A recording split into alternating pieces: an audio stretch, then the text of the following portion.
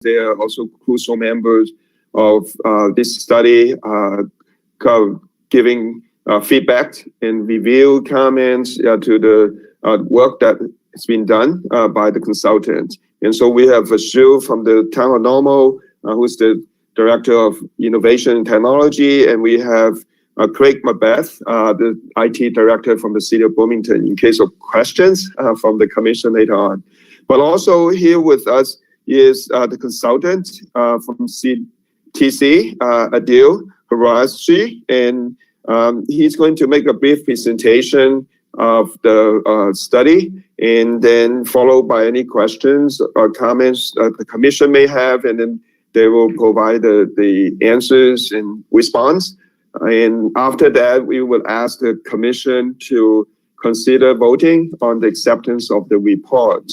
And so with that, Adil, you ready for the presentation? Sure, thank you. Can everybody hear me okay? Yeah, it's better now. Yeah. All right, thank you. Hello, everybody. My name is Adil Qureshi. I'm a senior engineer and project manager at CTC Technology and Energy. Also joining me is my colleague, Julie Elias. She's an assistant wireless siting manager and a project analyst at CTC. And as Ray said, that we've been working together on a couple of different tasks. We have a presentation as well. Was someone else sharing that, or should I share mine? I think Tessa is going to run it here. Yep, I'm pulling it up right now. Okay, but sure. So, oh yeah, there we go. I guess we can jump to slide 2, basically kind of go over the general gist of what we did here. So we worked on 2 specific tasks. If you go to the second slide. So we worked on 2 things. One was we reviewed the small cell ordinances in Bloomington and Normal to make sure they align with the industry best practices. So obviously wireless technology is growing, small cell deployments are growing. So Bloomington and Normal wanted to be proactive and make sure that they were well planned for the future wireless growth in the area. Then we also helped them with an acuity needs assessment.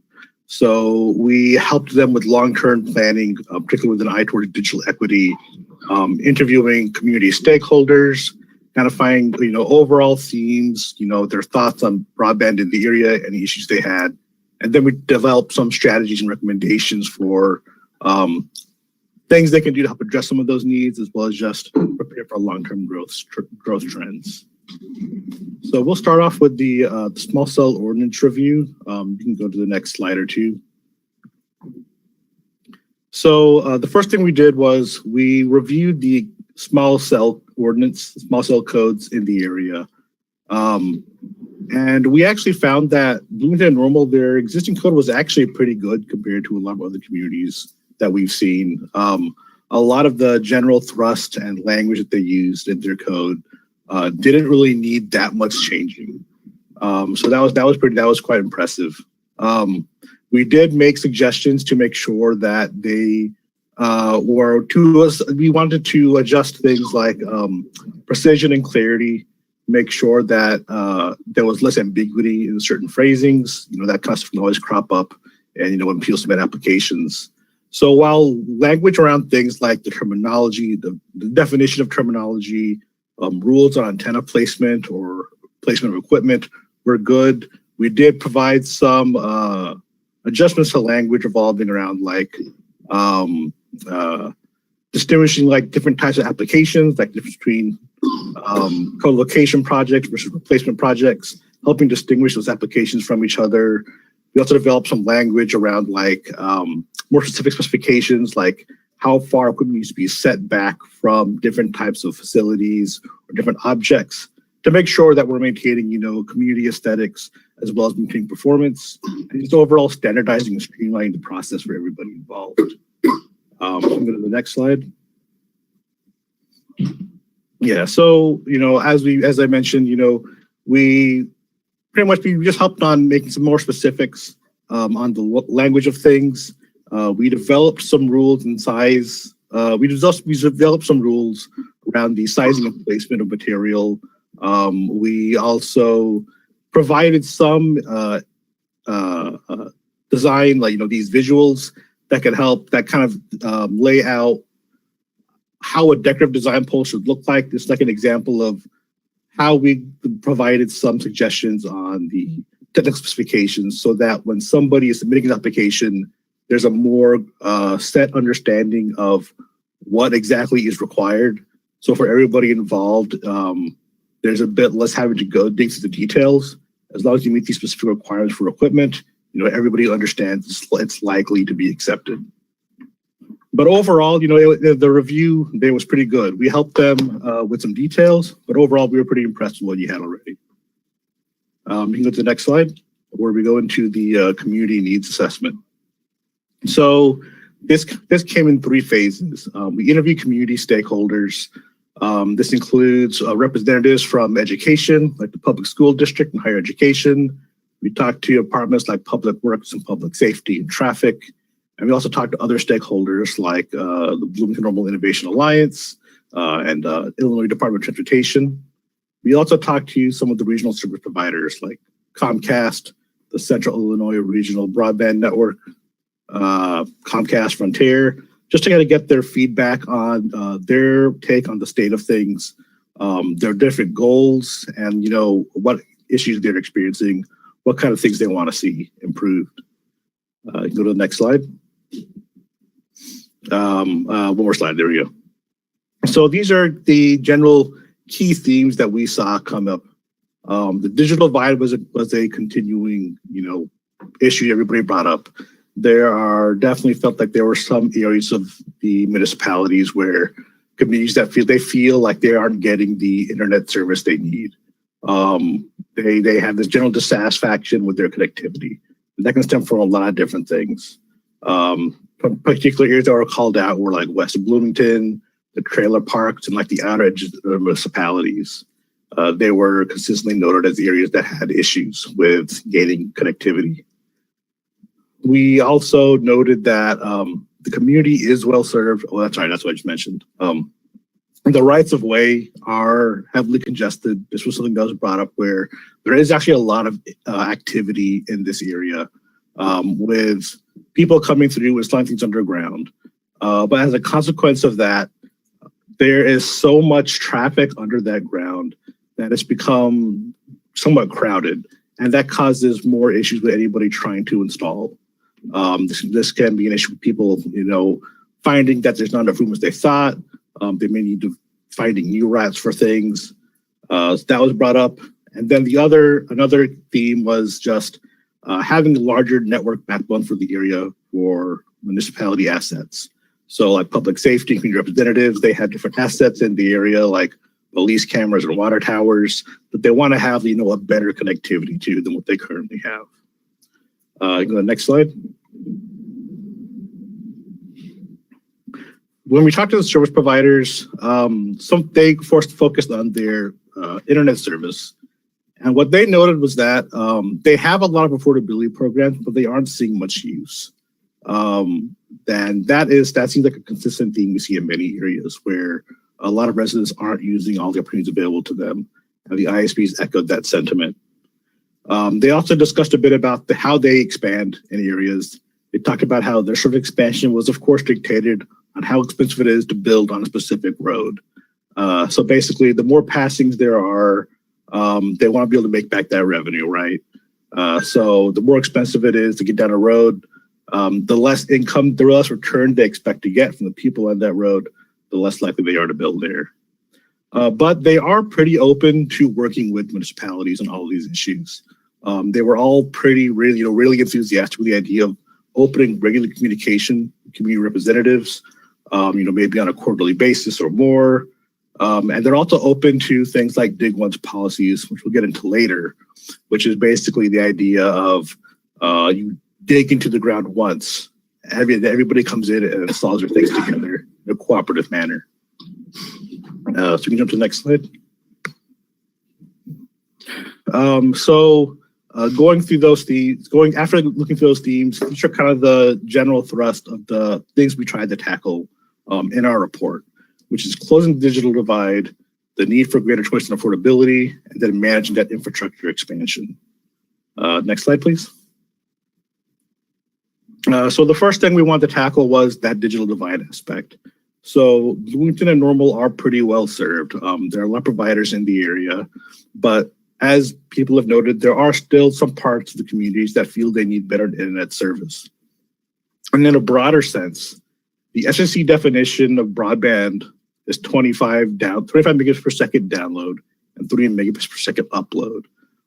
So when a community is considered served, as long as they meet that definition, 25.3 as we call it, they're considered to have internet service. But with the rising with the growing applications that everybody's using, with people being locked down and doing distance learning or distance work, telecommuting, those internet needs are growing. And just in the general sense, when you have multiple people in a household, those internet needs grow even further.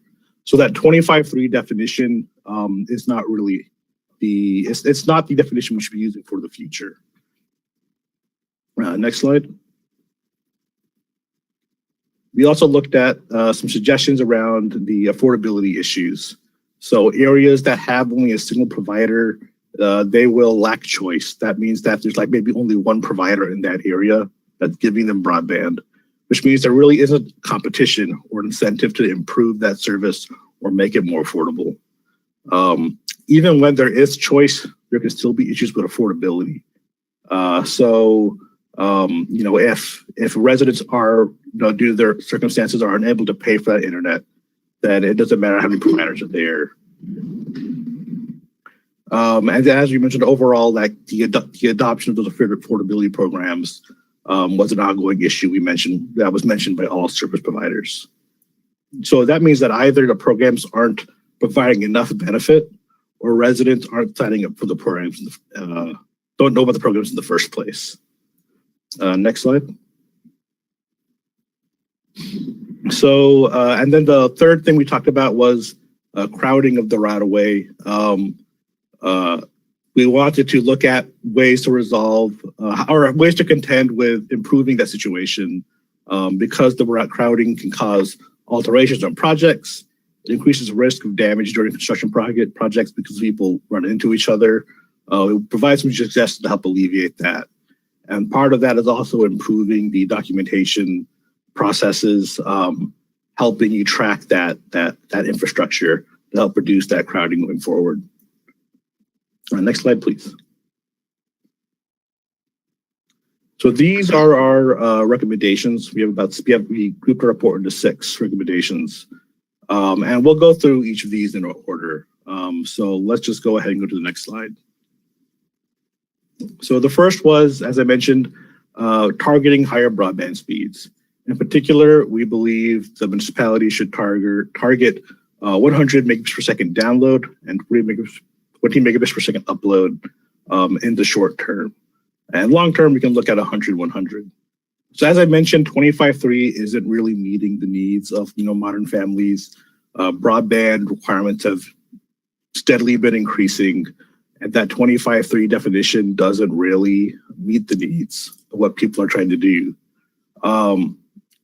The FCC hasn't really updated their definition, but lawmakers have recognized that issue. So a lot of their grant programs going forward have been requiring applications and programs to meet a minimum of 120. So we think changing your goals to 120 on any of your future broadband initiatives or digital equity initiatives will be important going forward to make sure everybody gets the internet access they need. Long term, the 100 will be a good long-term goal, but the important point is just, generally if we're talking 120, we're talking about fiber. That's the technology that can really deliver that. And once you have fiber into the ground, it is capable of scaling as high as we can conceive right now. The only difference is what electronics you're installing at your distribution centers. So those can be upgraded, as needed to get the higher speeds, from 120 to 100. But the fiber actually in the ground does not need to be changed once it's in there. Next slide. So the next part, we talk a bit about recommendations for developing partnerships to deal with the affordability and availability of the internet connectivity. So one thing we recommend is cooperating with ISPs, since they are, willing to do this, to maybe subsidize build outs with funding. So if they cannot, justify paying for building out in certain areas, the municipalities consider finding ways to subsidize that. You can also work together to expand their existing affordability and outreach programs. I think we might get into it a bit later, but that would include things like helping with advertising, maybe call centers, any kind of way to help local community, the residents, learn about these affiliate programs and helping them sign up for it. Another useful part of these kind of cooperations is that municipalities don't really have leverage over ISPs. That's considered like a business and consumer issue. Consumers themselves have to take up any issues they have with internet service with the ISPs. But if the municipalities partner up and you guys sign agreements, then you can put in requirements that the ISPs meet certain minimum requirements.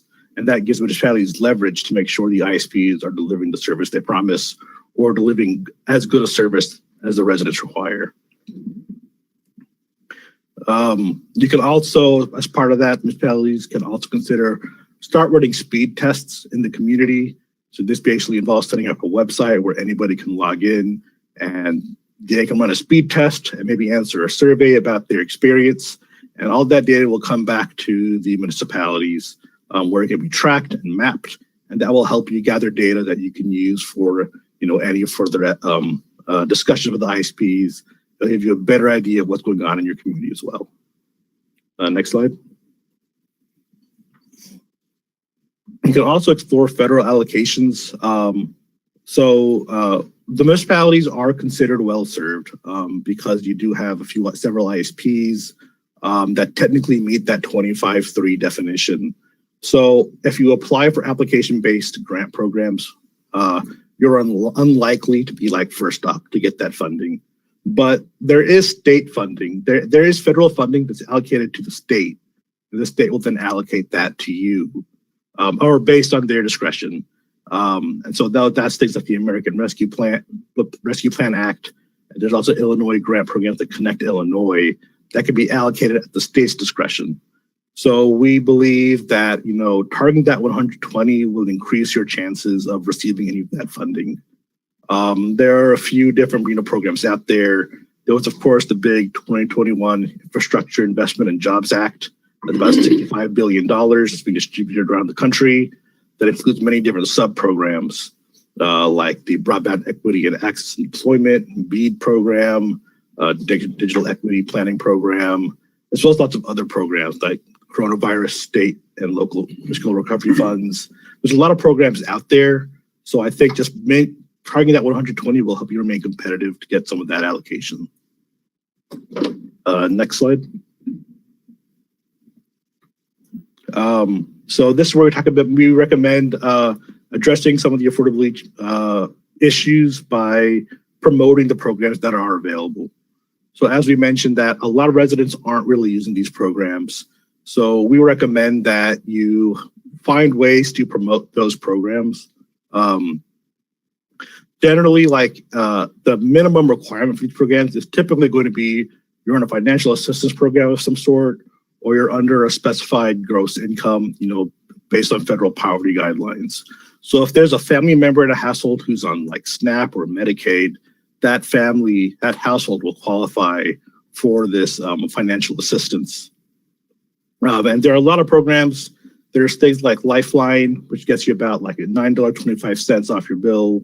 There's the ACP, which is a replacement for the emergency broadband benefit. That's $30 off per month, plus $100 off for any kind of connecting device, like a laptop or tablet that you get from your provider.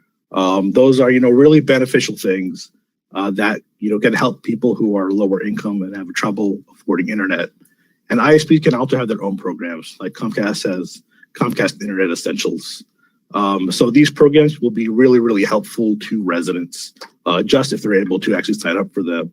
So the next slide, we kind of go over some of those suggestions.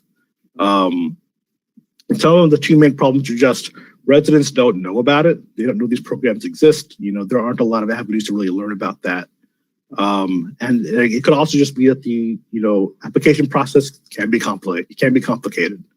Actually going through proving your eligibility, submitting those forms, and then actually signing up for the internet afterwards, that process can be burdensome.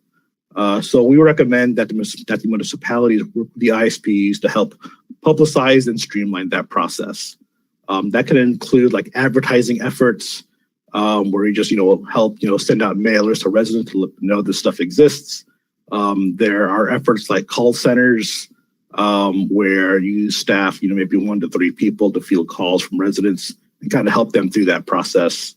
We've kind of helped we've helped municipalities and other places do this, with we have some websites we call like Alabama Student Connect, New Mexico Student Connect, if you want to see some examples of what that might look like, where it provides a resource for residents to read up what's available to them and list out the directions for signing up. So we think that would be really beneficial.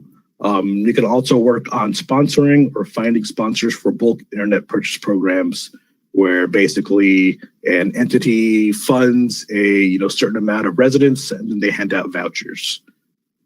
So if you're able to help find a sponsor for something like that, that would be really useful. Comcast has a program like that called the Comcast Area Essentials Partnership Program. So that's an option as well. Next slide.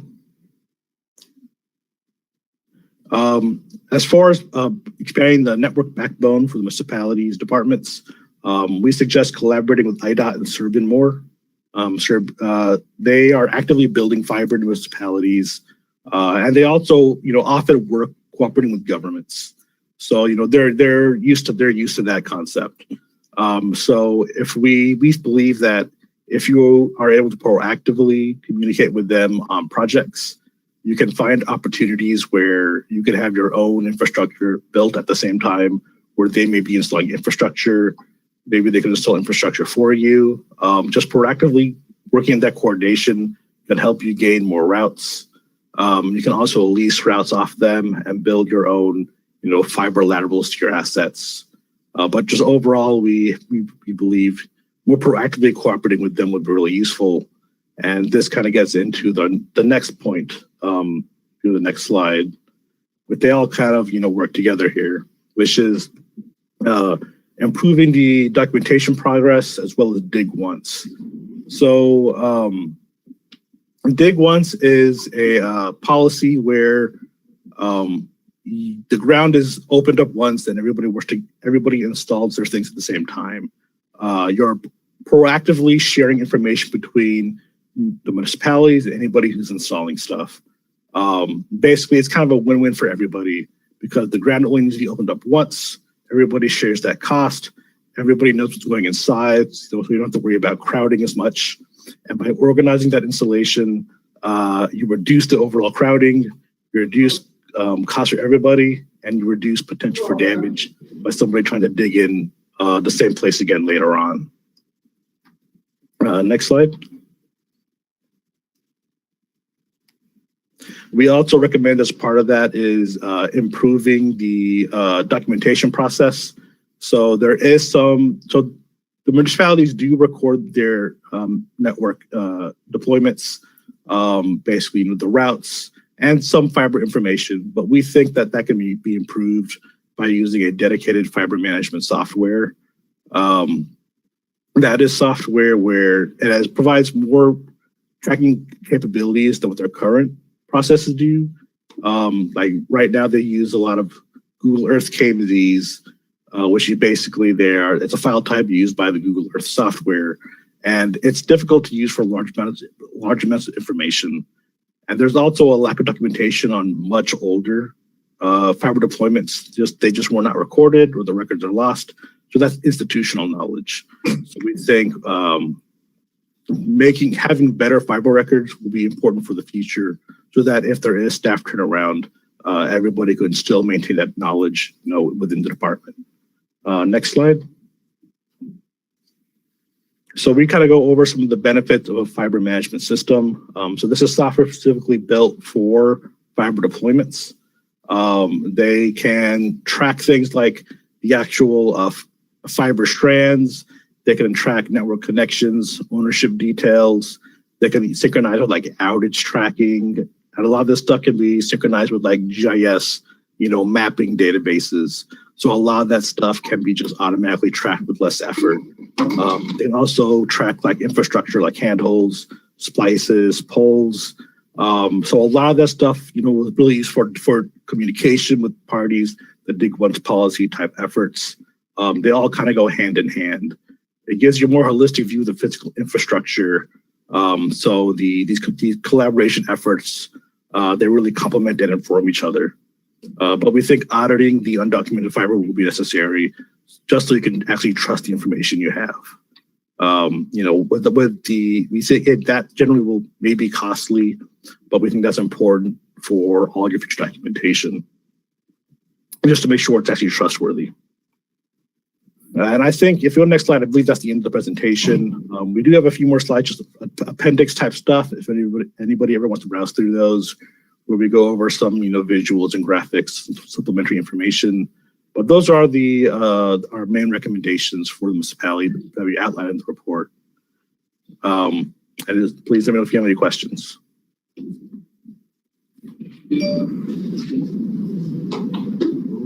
Commissioners, any questions from anybody?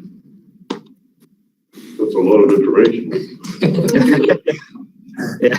I'm sorry. I tried to go as fast as I could. I'm sorry if I lost track of time.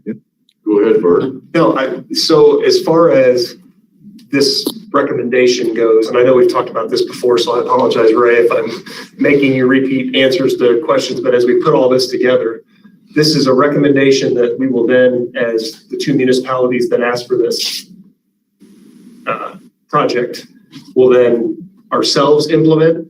And then if so, is the cost of that all on the municipalities, or will the overall project also be somewhat subsidized by entities outside of the federal government or anybody else? Does that make sense, right? Yes, it does. Let me give my thoughts, and then I'll also have Shu and Craig to chime in, from the city and the town.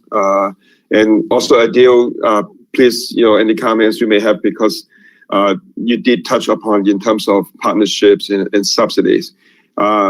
Yes, in terms of the rules and regulations, the city and the town, they have to look into ways to improve their codes and regulations. And then in terms of meeting the needs for broadband and fiber, there's different ways to achieve that. Yes, they ideally would look at their budget or some of those federal funding, rescue funds, potentially could be set aside part of that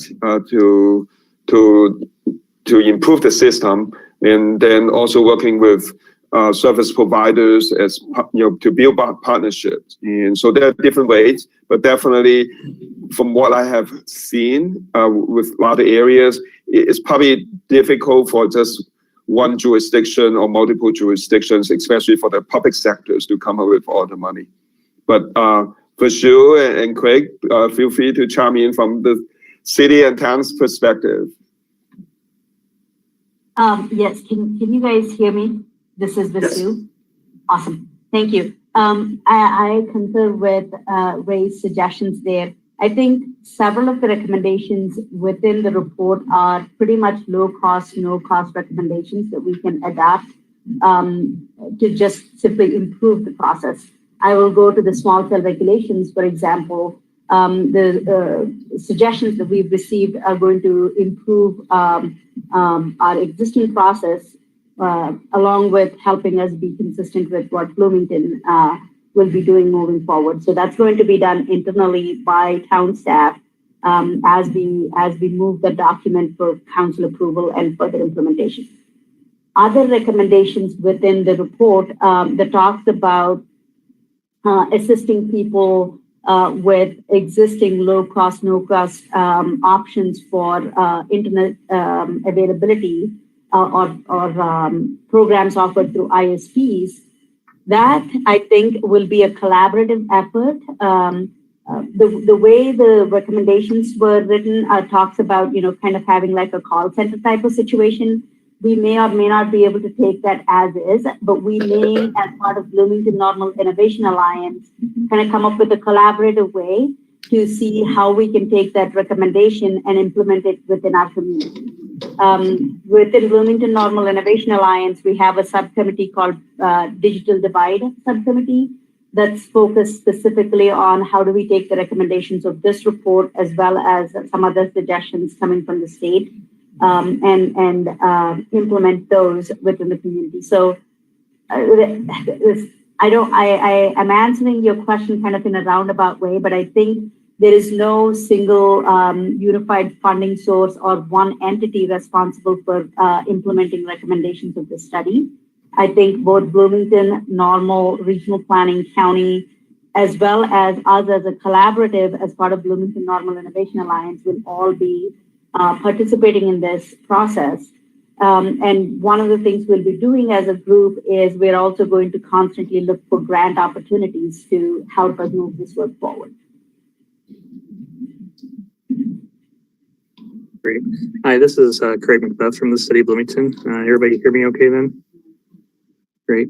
So thank you, Adele, for your presentation and Ray for bringing this to the meeting tonight. I'm not going to repeat a whole lot of what Vasu said. She's very spot on and covered a lot of the salient points of this presentation. So I think one of the things that, we touched on just at the very end of Vasu's comments is those grant opportunities and having this unified operation within our municipalities and within the region through the Bloomington Normal Innovation Alliance is going to greatly assist the probability of getting those grants and make that process much easier. So that's certainly another thing to consider during this. Thank you. Any other questions? I have one. Talking about the target of 120, it seemed like that was spoken in terms of residential need. Is there a focus for what local businesses need as well? I wasn't sure if that was shared. That question would be for Adil, I think. Yeah, Adele, if you would. Sure. So it's true that we did focus on the digital equity portion at 120, but I think the important thing there, I think we do think long-term 100 will be sufficient for everybody, for businesses, for most businesses and residents. I think the important thing to stress is that when we talk about 120, really what that means is getting fiber installed and getting everybody connected to fiber. But that's really the only technology we have right now that can deliver that. And then that fiber is infinitely scalable up to whatever anybody needs. Just as long as you upgrade the electronic equipment at the network hubs, at the service providers, then you can have that fiber deliver as much service as anybody needs. So we think as long as getting anybody that fiber connectivity, then anybody is able to get the amount of service they will need. And so basically getting the fiber to everybody will, I think, give everybody opportunities that they're looking for based on whether they're residents or businesses. And Adil, correct me if I'm wrong, as part of the needs assessment, when we talk to various stakeholders, given the number of providers and the type of service being provided within the community, commercial or for economic development purposes, lack of connectivity was not expressed as a problem in our community. And I think the focus on the report then went to a problem area that was identified, which was residential. Correct. John, are you looking for a motion to approve the report? Yeah, our role here, if there aren't any more questions, our role is to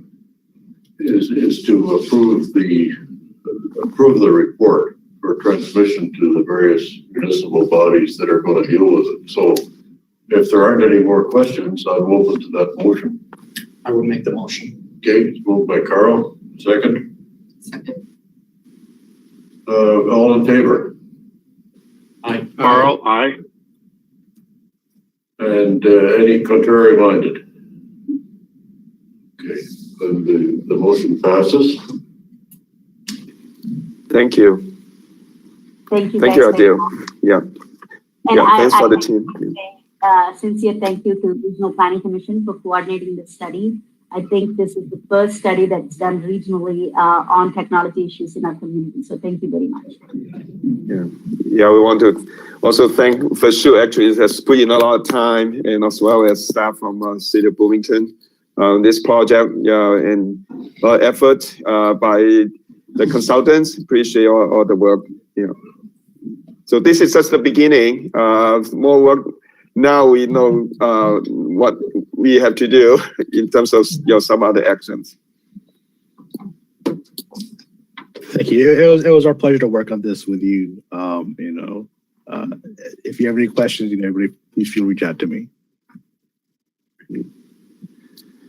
Okay, thank you, Adil.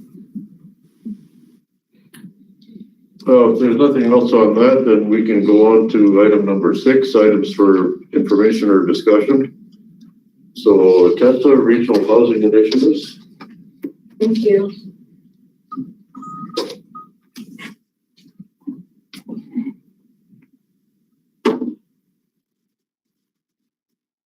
Okay.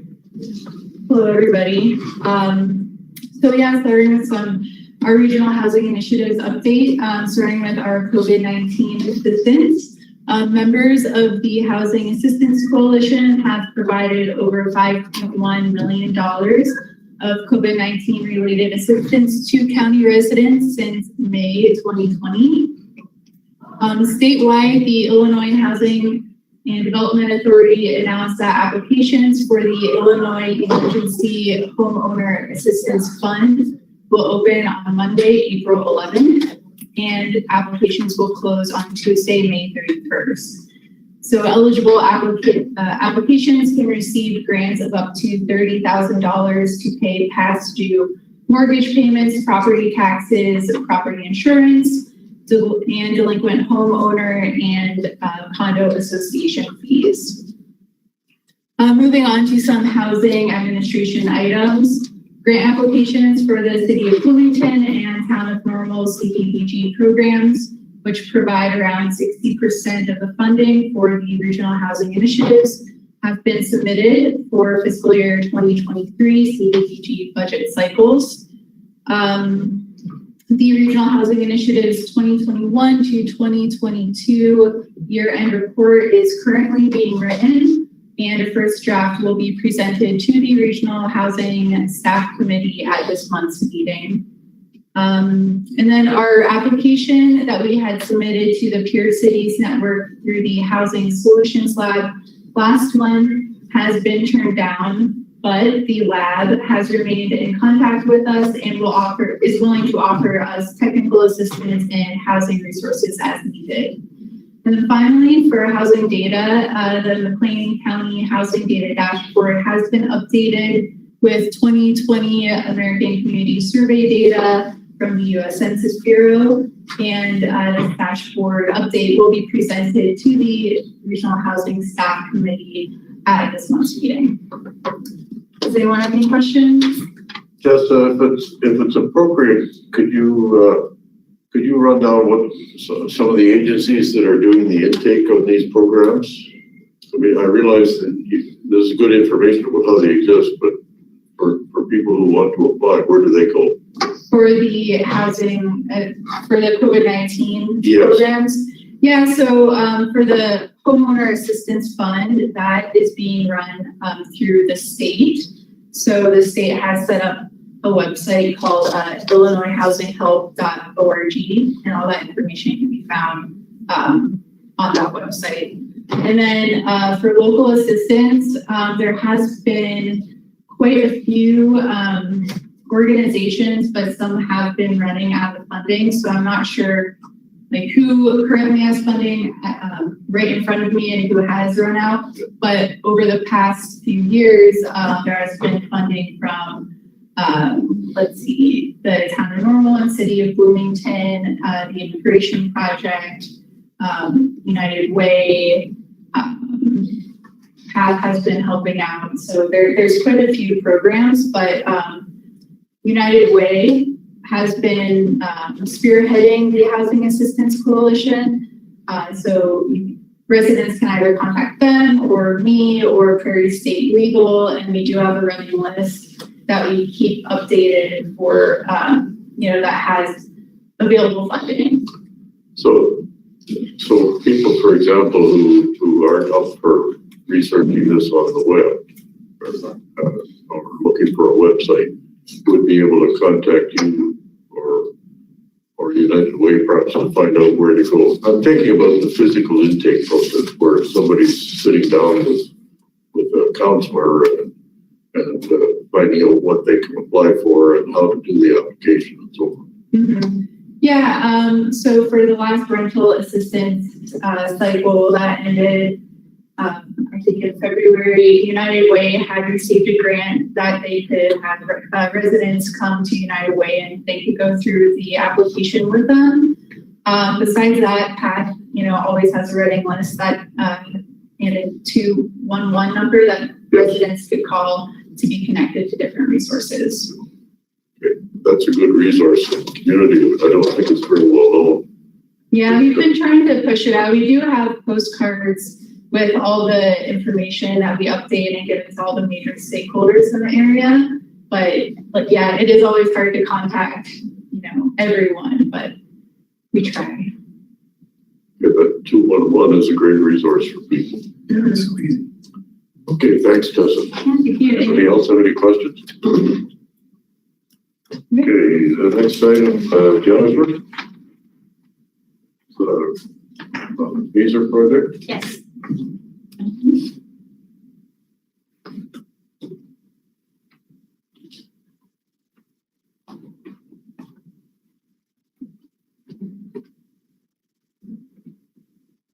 As I'm sure all of you will recall, because we've discussed it so many times, this is the pavement surface evaluation and grading program that the town of Normal has been working on for, oh gosh, I've lost track of how. In any event, it is coming to a close. So we are in the final stages.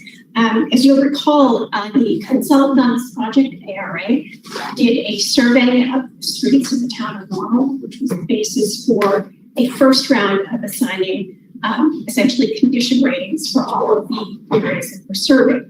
The town went through that first result and made some recommendations, revisions to both the process by which that was done and some of the methodology assessing the pavement ratings. And they have now received a second draft incorporating those contributions. So that's progress. The consultant now is also working on implementing the use for ongoing assessment of what they call their paper, which I'm sure stands for something, but I'm not sure about. They have a software package, product, whatever you want to call it, which is described as the pavement condition management software. And the town will be continuing to use that. Part of this process is essentially a license to use that product and continue to follow the same sort of regimen in terms of doing assessments and updating them as required. At this point, I'm waiting to hear from Brian Otter of the town of Normal as to the sort of schedule for the last phase of this project. They owe us at least one more invoice for the work that's been done. And we do have a deadline at the end of June in which to get payment from the state under this grant. So then we're looking forward to hearing that. And it sounds like we'll have Brian come in and explain all of what was done and sort of show you what it looks like and how they're going to proceed with that. And that's it. Thanks, Jennifer. Any questions for Jennifer? Ray, you're going to update us on the Vision Zero project? Yes, I am. Thank you. The Vision Zero project is, as all of you should be aware of this by now, it's a transportation safety program and plan that was adopted by the Planning Commission, Regional Planning Commission, actually exactly a year ago, April of 2021. And so this past many weeks, we've been working on IDOT grant. It's the statewide planning and research grant, similar to the PACER project that we got the grant for the town of Normal for the assessment of the pavement conditions. The grants that we just applied for, in our application last week, after working number of weeks, is to apply for a similar grant program, but this time we are going for the implementation of the Go Safe Action Plan, and that would be for outreach and public education of safety messaging community-wide. So it's for not just the urban area, but also we also would like to cover the rural areas, the rural communities, because as you might have known or heard that or read in the news, just within the last few weeks, there were fatalities in rural areas, the crashes. So it's happening in rural areas as well as the urban areas. So with that, we are grateful. We sent an application also with 5 local partners who are committed collectively to provide the local match, minimum of 20% required if we got the grant offered by the Illinois Department of Transportation. So we'll find out in July, around July 1. The 5 partners include the 3 local governments, the transit agency, Connect Transit, as well as the Bloomington Normal Water Recommendation District. So we're grateful, also as support from a few other partners. But if we got the grant, this is going to be a community-wide effort, and then we're going to go extensively in getting the message, the safety message out to everyone. So that's kind of as part of our continuing work on the implementation of the Go Safe plan. We always keep looking for funding sources to help in implementation of the plan. Thanks, Ray. Any questions for Ray? The next item is the Metropolitan Long Range Transportation Plan, and that's Ray and Jennifer, I think. Yeah, I'll start, and then if there's anything that Jen would add at the end, feel free to. This is kind of exciting time, and it's one of the major projects that as the MCRPC, as the Metropolitan Planning Organization, MPO, for our urbanized area. We do this planning, transportation plan, long range plan updates every 5 years. It's mandated by the federal government.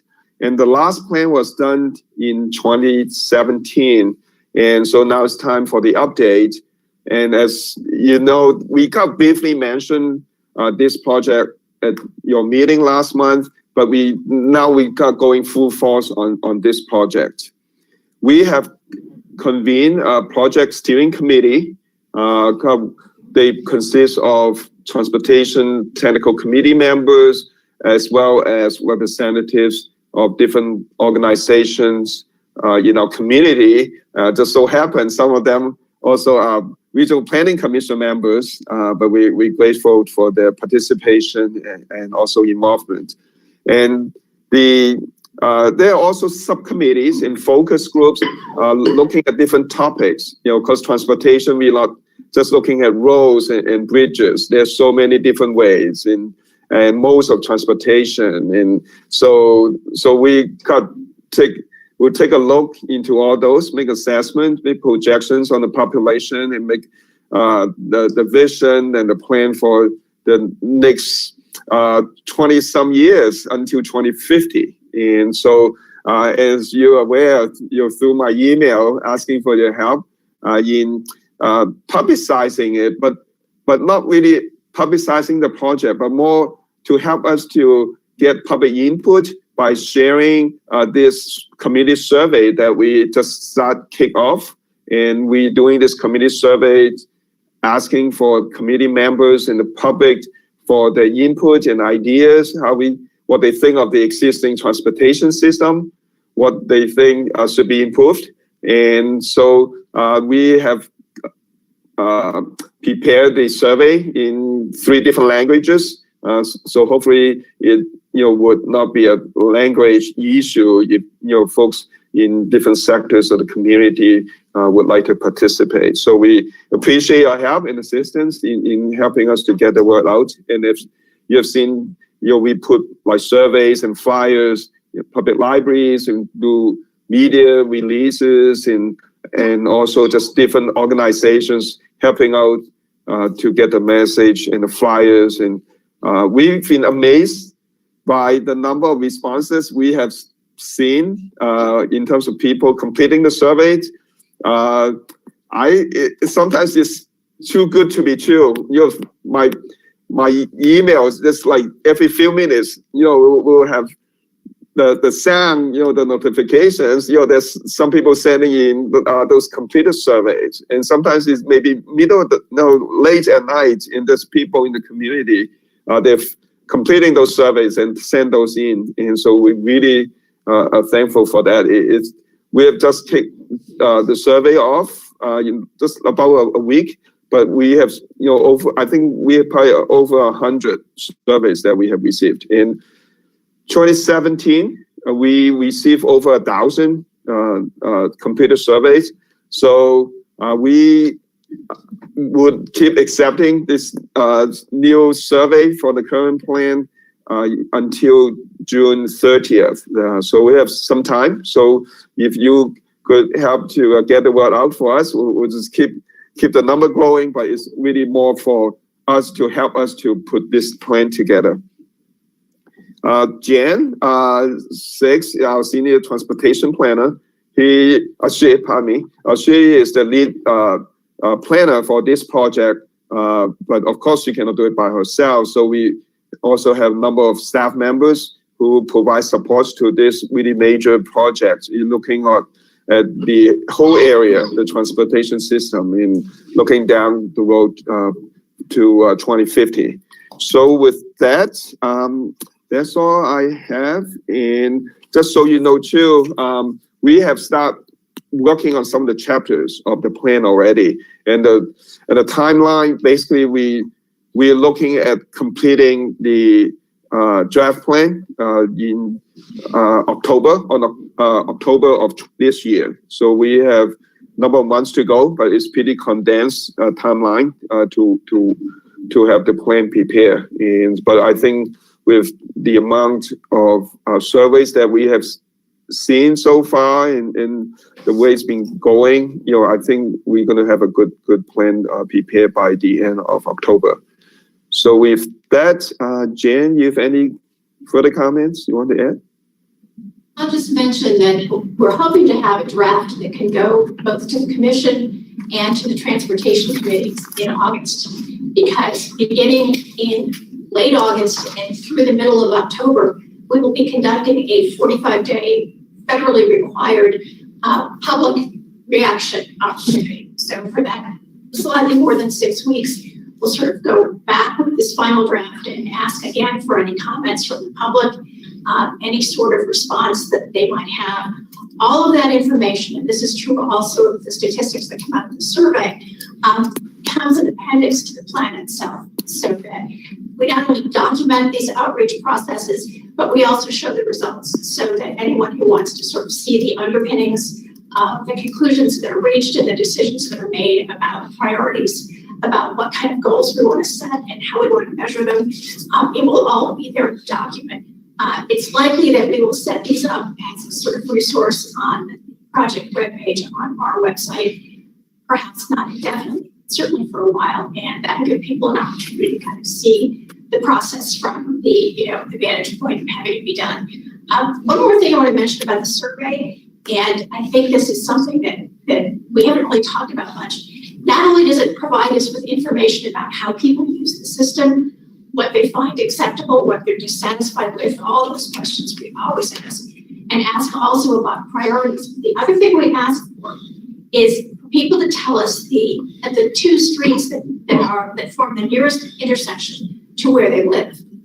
And the reason for that is that we want to be able to determine if we're getting a good cross-section of the community, not just in terms of, men versus women, or age, or sort of minority status or any of the rest of that. But also if we're covering the entire community, and this is one way to do that. But in addition, it offers us an opportunity to see if there are patterns in the responses based on where people live. So if we're getting, our priority should be transit, it's coming from certain areas of the community, but not others. That tells us something, not only about the reach of the transit system, but how much people are thinking about it. So that will be something we'll be exploring as we get responses in and set up a database to be able to explore these things. And some of that will probably be produced, if not in the plan itself, again, in an appendix that shows how these patterns have emerged. Okay, thanks, Jennifer. Ray, under that which may arise, I think you wanted to say something about the transportation improvement project. Yes, yeah, thank you, Chairman. Yeah, really quick. Every few years, we have this 5-year,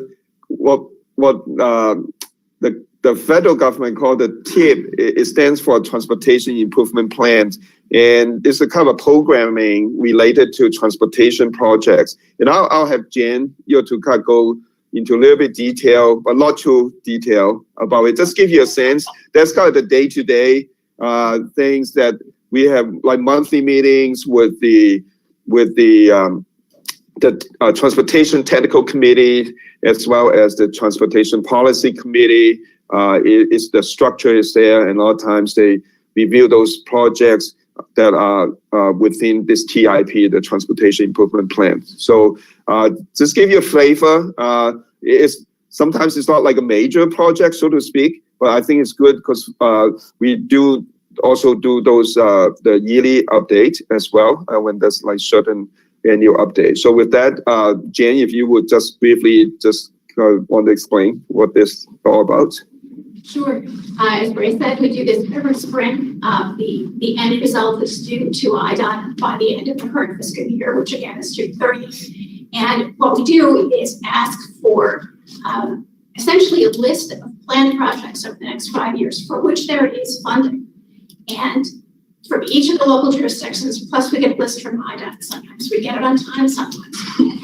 And all of that goes into this program, and what makes our transportation improvement program somewhat unusual is that although we are only required to show those projects, which include federal funding, we in fact show all of them so that people can look at this document and look at some of the summaries of what's in it and realize how much of the funding that goes into these transportation projects around town, even those that have federal funding assigned to them, is locally sourced.